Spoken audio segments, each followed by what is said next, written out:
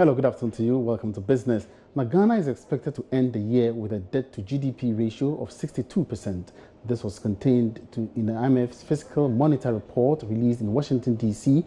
at the ongoing annual spring meetings. George Rafe has the details in this report. Now, this was captured in the IMF Fiscal Monitor Report that was released at the ongoing World Bank IMF spring meetings in the U.S. A careful look at the data shows that the debt-to-GDP ratio will grow by 4% at the end of 2019.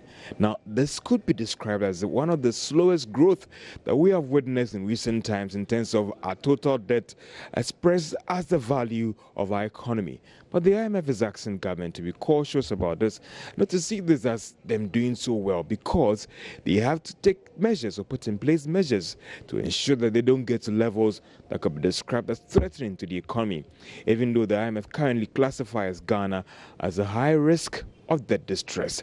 But why should we be concerned or worried about the high debt to GDP ratio? Well, most of these investors that lend to government will be looking at these numbers or indicators because it would impact on the interest that Ghana will pay on this debt when they go out to borrow.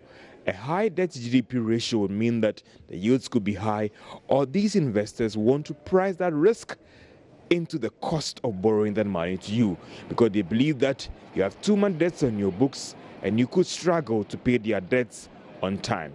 So that could be the impact when you look at the implications of a high debt to GDP ratio on the economy and for you and I. But government has maintained that this debt profile, as soon as a medium-term debt management strategy, would help improve the situation as you go on. Therefore, there is no need to worry. The Executive Director for Corporate Affairs and Sustainability for Asanko Mines, Frederick Atakuma, has called on mining firms in the country to prioritize development of mining communities. The mining sector in Ghana continues to earn billions of dollars, but these huge earnings are often made at the expense of the communities. Speaking at the 40th Management Day celebration of the University of Ghana Business School, Frederick Atakuma admonishes that making corporate social responsibilities a priority in mining communities will shore up national development. We do have a project office located in Johannesburg, South Africa. Asanko is committed to responsible and sustainable mining, which ensures that we maintain a safe workplace, a healthy environment, and leverage our presence to have a beneficial effect on our communities while contributing towards the development of a vibrant economy for both current and future generations. The operation in Ghana is predominantly run by Ghanaians. In fact, out of about 540 employees, we have only 3 expatriates.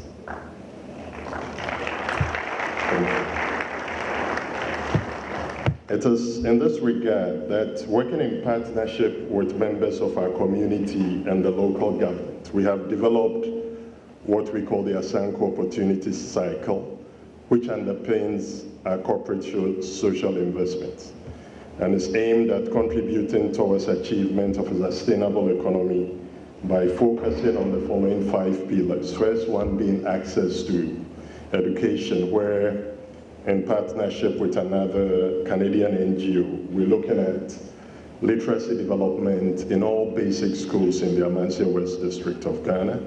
We're establishing libraries, working with Ghana Book Trust and the Ghana Library Board. And that's all in business for now. Come away shortly with the marketplace. Back to Daniel. Thanks, Emmanuel, and see you then when you come on top of the hour. And we'll be moving to speak of world news now. After this, stay with us.